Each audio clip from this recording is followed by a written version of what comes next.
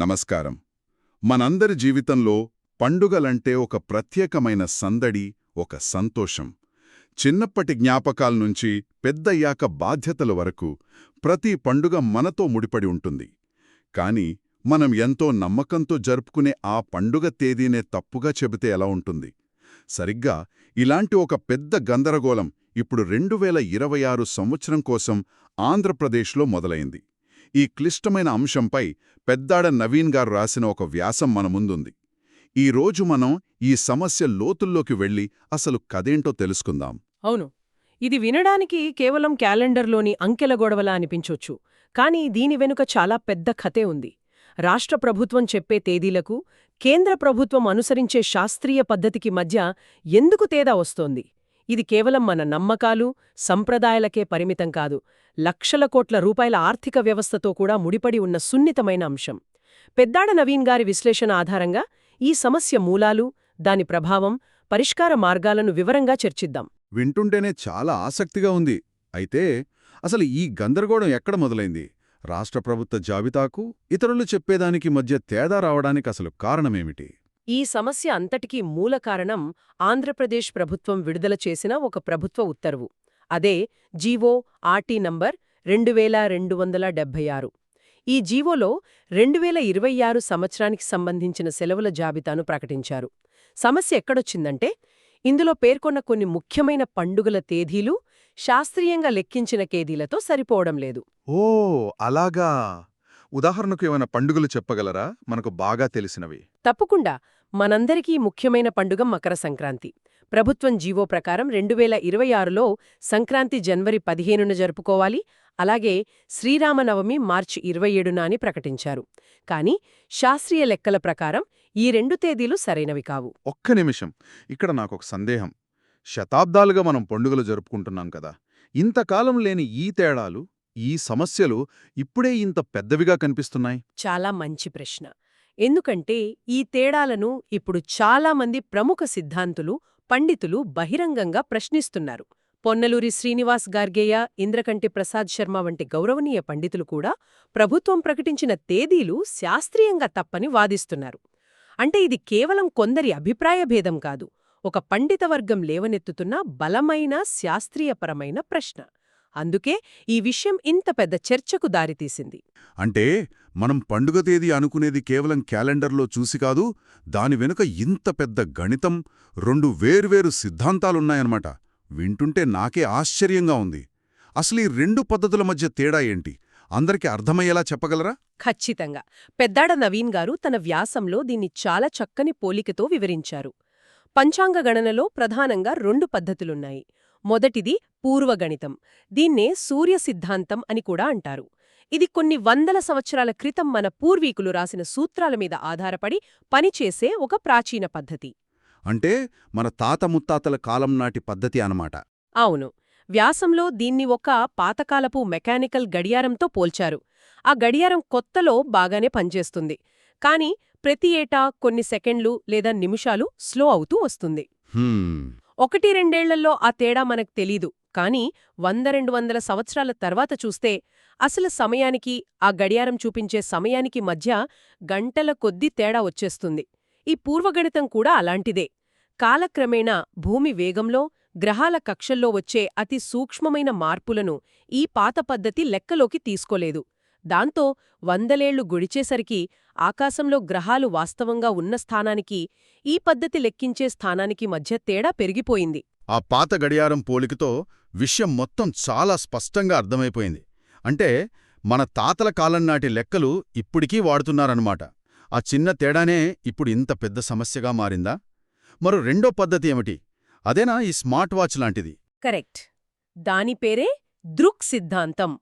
సంస్కృతంలో దృక్ అంటే చూడటం.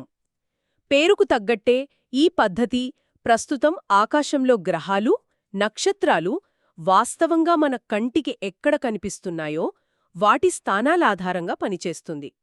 ఇది ఆధునిక ఖగోళశాస్త్రం, టెలిస్కోప్లు, శాటిలైట్ డేటా వంటి వాటి సహాయంతో పనిచేస్తుంది. అంటే ఇది కళ్లకు కనిపించే వాస్తవాన్ని నమ్మడం లాంటిదా? జీపీఎస్ లాగా ఇప్పుడు గ్రహం ఎక్కడుందో అక్కడే చూసి చెప్పడం లాంటిదా? ఖచ్చితంగా. ఇది అత్యంత ఖచ్చితమైన సమయాన్ని చూపించే ఆధునిక స్మార్ట్ వాచ్ లేదా జీపీఎస్ లాంటిది.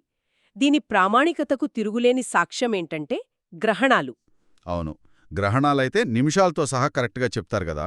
అదే దృక్ సిద్ధాంతం ప్రకారం ఫలానా రోజు, ఫలానా గంటకు, ఫలానా నిమిషానికి, ఫలానా సెకనుకు గ్రహణం పడుతుంది అని చెప్తే ప్రపంచంలో ఎక్కడ చూసినా కరెక్ట్గా అదే సమయానికి పడుతోంది. ఇంతకంటే రుజువేం కావాలి? అందుకే కేంద్ర ప్రభుత్వానికి చెందిన పొజిషనల్ ఆస్ట్రానమీ సెంటర్ కూడా ఇదే పద్ధతిని అనుసరించి రాష్ట్రీయ పంచాంగంను అధికారికంగా ప్రచురిస్తోంది. ఓహో, ఇక్కడే అసో సమస్య ఉన్నట్టుంది. కేంద్ర ప్రభుత్వం, ఆధునిక శాస్త్రవేత్తలు అంతా శాస్త్రీయమైన దృక్సిద్ధాంతం పాటిస్తుంటే ఆంధ్రప్రదేశ్ ప్రభుత్వం మాత్రం ఇంకా ఆ పాత గడియారంలాంటి పద్ధతిని అనుసరిస్తోందా? వ్యాసం ప్రకారం చూస్తే అవునని అనిపిస్తోంది. ఆంధ్రప్రదేశ్ ప్రభుత్వం తన ఆస్థాన సిద్ధాంతుల సలహా మేరకు విడుదల చేసిన సెలవుల జాబితా ఆ సంప్రదాయబద్ధమైన సూర్య సిద్ధాంతంపై ఆధారపడినట్లు స్పష్టంగా తెలుస్తోంది. అందుకే ఈ సెలవుల జాబితా అశాస్త్రీయంగా ఉంది అనే విమర్శలు వెల్లువెత్తుతున్నాయి. ఇది ప్రభుత్వ ప్రతిష్టకు కూడా భంగం కలిగించే విషయమే. సరే, ఈ లెక్కల్లో తేడాలు పండితులకే కాదు, మనలాంటి సామాన్యుల జీవితాలపై ఎలాంటి ప్రభావం చూపుతాయి? ఏదో ఒకరోజు సెలవు అటూ ఇటూ అయితే ఏమవుతుందిలే అని చాలామంది అనుకోవచ్చు కదా. అది చాలా పెద్ద అపోహ. దీని ప్రభావం చాలా లోతుగా ఉంటుంది. మొదటిది ప్రజల మత విశ్వాసాలు. హిందూ పండుగలంటే కేవలం సరదాగా చేసుకునేవి కాదు. అవి తిథి, నక్షత్రం, యోగం, కరణం లాంటి ఖచ్చితమైన ఖగోళ సమయాలతో ముడిపడి ఉంటాయి. శాస్త్ర ప్రకారం సరైన రోజున కాకుండా తప్పుడు రోజున పండుగలు, వ్రతాలు చేయడమనేది భక్తిశ్రద్ధలు గలవారికి తీవ్రమైన మానసిక క్షోభను కలిగిస్తుంది. దేవుడికి సంబంధించిన విషయంలో తప్పు చేస్తున్నామేమో అనే ఒక తెలియని బాధ, అపరాధ భావన వారిని వేధిస్తుంది. నిజమే, మా ఇంట్లో కూడా అంతే. మా అమ్మగారు, నాన్నమ్మగారు తిథి విషయంలో చాలా ఖచ్చితంగా ఉంటారు. తిథి దాటిపోయాక పూజ చేస్తే అస్సలు ఒప్పుకోరు. వాళ్ల నమ్మకాన్ని మనం తప్పుపట్టలేం కదా. ఖచ్చితంగా వాళ్ల నమ్మకాన్ని గౌరవించాలి. ఇంకా చెప్పాలంటే ధర్మసింధు వంటి ప్రామాణిక గ్రంథాల ప్రకారం సూర్యోదయానికి ఏ తిథి ఉంటే ఆ రోజే పండుగకు ప్రామాణికం. ఈ పాత కొత్త గణిత పద్ధతుల మధ్య ఉన్న కొన్ని గంటల తేడా వల్ల తిథి ప్రారంభమయ్యే సమయం మారిపోతుంది. దానివల్ల పండుగ తేదీ పూర్తిగా ఒకరోజు అటూ ఇటూ అయిపోతుంది. ఇది చాలా సున్నితమైన విషయం. ఇది నమ్మకాలకు సంబంధించిన విషయమైతే వ్యాసంలో ఆర్థిక ప్రభావం గురించి కూడా ప్రస్తావించారు కదా. పెళ్లి ముహూర్తాలు, వాటితో ముడిపడిన వ్యాపారాల గురించి అది ఎలా ప్రభావితమవుతుంది? ఇది కూడా చాలా ముఖ్యమైన అంశం. హిందూ సంప్రదాయంలో శుభకార్యాలకు, ముఖ్యంగా పెళ్లిళ్లకు మంచి ముహూర్తాలు చూస్తారు. ఇప్పుడు 2 రకాల పంచాంగాలు, 2 రకాల తేదీలు ఉంటే ఏది సరైందో తెలియక ప్రజలు గందరగోళానికి గురవుతారు. ఏ ముహూర్తం పెట్టుకోవాలో అర్థం కాదు. ఒక పెళ్లి అంటే కేవలం 2 కుటుంబాల కలయిక కాదు. దాని వెనుక ఒక పెద్ద ఆర్థిక వ్యవస్థ నడుస్తోంది. ఫంక్షన్ హాళ్లు, క్యాటరింగ్ వాళ్లు, పూల వ్యాపారులు, డెకరేషన్ చేసేవాళ్లు, పురోహితులు, ఫోటోగ్రాఫర్లు, బట్టల షాపులు, ప్రయాణాలు, ఇలా కొన్ని వందల రకాల వ్యాపారాలు ముడిపడి ఉంటాయి. అంటే కేవలం ఒక ముహూర్తం తేదీ మారితే కొన్ని వేల కుటుంబాల ఉపాధి మీద దెబ్బపడుతుందన్నమాట. ఇది నేను ఊహించలేదు. అవును, ఇదొక గొలుసుకట్టు ప్రభావం. ఈ అనిశ్చితి వల్ల ఆ రోజు బుక్ చేసుకున్న వేల ఫంక్షన్ హాళ్లు, లక్షల మంది క్యాటరింగ్ సిబ్బంది, వీళ్లందరి పరిస్థితేంటి? వ్యాపారాలు ఆగిపోతాయి, ఆర్థికంగా నష్టమొస్తుంది. అందుకే ఇది కేవలం సెంటిమెంట్ సమస్య కాదు, లక్షల కోట్ల రూపాయల ఆర్థిక వ్యవస్థతో ముడిపడిన సమస్య కూడా. ఇంత పెద్ద సంక్లిష్టమైన సమస్యకు పెద్దాడ నవీన్ గారి వ్యాసంలో ఏమైనా పరిష్కారాలు సూచించారా? ఈ గందరగోళం నుంచి బయటపడటం ఎలా? వ్యాసంలో చాలా స్పష్టంగా ఆచరణయోగ్యమైన 4 కీలక చర్యలను ప్రతిపాదించారు. మొదటిది, ప్రభుత్వం తక్షణమే ఒక విద్వత్ సభను ఏర్పాటు చేయాలి. అంటే ప్రభుత్వ ఆస్థాన సిద్ధాంతులతో పాటు ఈ తేదీలను వ్యతిరేకిస్తున్న పన్నులూరి శ్రీనివాస్, గార్గేయ, ఇంద్రకంటి ప్రసాద్ శర్మ వంటి ఇతర పండితులను కూడా ఒకే వేదికపైకి తీసుకురావాలి. విద్వత్సభ ఆలోచన బాగానే ఉంది, కానీ ఇలాంటి చర్చల్లో పండితులు ఒకరినొకరు ఒప్పుకుంటారా? ఎవరి వాదన వారిదే అంటారు గదా. అహాలు దెబ్బతింటాయి. ఆచరణలో ఇది సాధ్యమేనా? మీ సందేహం సరైనదే. అది కష్టమే కావచ్చు. కానీ చర్చ అనేది వాదనల మీద కాదు, ఆధారాల మీద జరగాలి. ఇరుపక్షాలవారు తమ గణిత, ఖగోళ ఆధారాలను శాస్త్రీయంగా ఆ సభ ముందుంచాలి.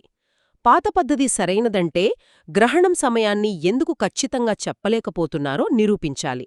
వాస్తవాల ముందు ఎవరైనా తలవంచాల్సిందే. అందుకే ఈ బహిరంగ చర్చ జరగడం చాలా అవసరం. నిజమే. ఆధారాలతో మాట్లాడినప్పుడు వాదనలకు తావుండదు. ఇక రెండో పరిష్కారమేమిటి? రెండవది, ఒకే ప్రామాణికాన్ని స్వీకరించడం.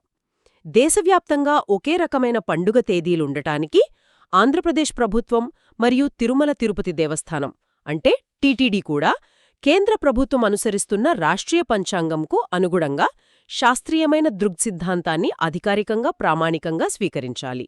దీనివల్ల రాష్ట్రానికి, దేశానికి మధ్య తేడాలుండవు. అంటే దేశమంతా ఒకే క్యాలెండర్ పాటించడం లాంటిది. దీనివల్ల చాలా గందరగోళం తగ్గుతుంది. ఇక మూడో సూచన. మూడవది, తప్పును సరిదిద్దుకోవడం. ఆ విద్వత్సభలో ప్రభుత్వ ఆస్థాన సిద్ధాంతుల గణనలో దోషాలు ఉన్నాయని శాస్త్రీయంగా తేలితే ప్రభుత్వం ఏమాత్రం ఆలస్యం చేయకుండా వెంటనే 2026 సెలవుల జాబితాను సవరిస్తూ ఒక కొత్త జీవో జారీ చేయాలి. ఒక అమెండ్మెంట్ లాగా. అవును, ఒక జీవో అమెండ్మెంట్. సరైన శాస్త్రీయ తేదీలను అధికారికంగా ప్రకటించాలి. ప్రభుత్వం ఒకసారి జీవో ఇచ్చాక అందులో తప్పన్ని ఒప్పుకొని దాన్ని వెనక్కి తీసుకోవడం రాజకీయంగా, బ్యూరోక్రసీ పరంగా అంత సులభమేనా? కష్టమే కావచ్చు, కానీ ఇది ప్రజల విశ్వాసాలకు సంబంధించిన విషయం. ప్రభుత్వం ప్రజల పట్ల బాధ్యతగా వ్యవహరించాలి. తప్పును ఒప్పుకుని సరిదిద్దుకుంటే ప్రభుత్వ ప్రతిష్ఠ తగ్గదు, ఇంకా పెరుగుతుంది. ఇక చివరిగా నాలుగవ చర్య, ప్రజలకు స్పష్టత ఇవ్వడం. అదెలా? ప్రభుత్వం తీసుకున్న నిర్ణయం తర్వాత దేవాదాయ శాఖ ఒక అధికారిక ప్రకటన విడుదల చేయాలి. ఏ పండుగను, ఏ తేదీన, ఏ శాస్త్రీయ కారణాల వల్ల జరుపుకోవాలో ప్రజలకు వివరంగా చెప్పాలి. దీనివల్ల ప్రజలలో ఉన్న అపోహలు, అనుమానాలు పూర్తిగా తొలగిపోయి అందరూ ఒకే మాట మీద ఒకే నమ్మకంతో పండుగలు జరుపుకుంటారు. మొత్తానికి పెద్దాడ నవీన్ గారి వ్యాసం ఈ సమస్యను చాలా సమగ్రంగా విశ్లేషించింది. ఇది కేవలం సంప్రదాయానికి, ఆధునికతకు మధ్య జరుగుతున్న ఘర్షణ కాదు. ఇది ప్రజల విశ్వాసాలను గౌరవిస్తూ శాస్త్రీయ ఖచ్చితత్వాన్ని ఎలా మన జీవితంలోకి ఆహ్వానించాలనే ఒక ముఖ్యమైన ప్రశ్న. ప్రభుత్వం, పండితులు కలిసి కూర్చొని శాస్త్రీయ ఆధారాలతో చర్చించి ప్రజలకు స్పష్టత ఇవ్వడమే దీనికి సరైన పరిష్కారంలా కనిపిస్తోంది. అవును, ఇది మన పూర్వీకుల నుంచి వారసత్వంగా వచ్చిన జ్ఞానానికి, అంటే ఆ పాత గడియారంలాంటి పూర్వగణితానికి మరియు ప్రత్యక్షంగా నిరూపించగల ఆధునిక జ్ఞానానికి, అంటే స్మార్ట్ వాచ్ లాంటి దృక్సిద్ధాంతానికి మధ్యున్న సంఘర్షణ. ఈ గందరగోళాన్ని ఇలాగే వదిలేస్తే అది ప్రజల నమ్మకాలను దెబ్బతీస్తుంది. కాబట్టి శాస్త్రీయ ఆధారాలతో కూడిన చర్చ జరగడం, దాని ఆధారంగా ప్రభుత్వం ఒక శాస్త్రీయమైన నిర్ణయం తీసుకోవడం తక్షణ అవసరం. ముగించే ముందు శ్రోతల కోసం ఒక ఆలోచనను వదిలివెళ్దాం. మనం దారి తెలుసుకోవడానికి పాత మ్యాపులను పక్కనపెట్టి జీపీఎస్ వాడుతున్నాం. రేపు వాతావరణం ఎలా ఉంటుందో తెలుసుకోవడానికి శాటిలైట్ డేటాపైనే ఆధారపడుతున్నాం. మరి ఖగోళశాస్త్రంపైనే ఆధారపడిన మన పండుగలు, ముహూర్తాల వంటి అత్యంత ముఖ్యమైన విషయాల్లో కూడా అత్యంత ఖచ్చితమైన ఆధునిక సమాచారాన్ని స్వీకరించాల్సిన అవసరం ఎంతవరకు ఉంది? ప్రాచీన సంప్రదాయాలను గౌరవిస్తూనే శాస్త్రీయ ఖచ్చితత్వాన్ని మన సమాజం ఎలా సమతుల్యం చేసుకోగలదు? దీని గురించి ఆలోచించండి.